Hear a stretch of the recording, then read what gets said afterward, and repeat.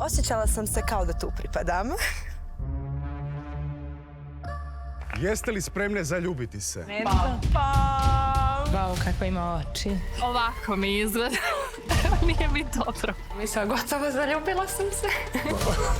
Koji to smjer će sve otići, ja nemam pojma trenutno. Ja sam da se nisam isplamirala previše. Možda dođem do finala. Mislim da sam pogriješio. Plastik, fantastik. Još jedna u nizu.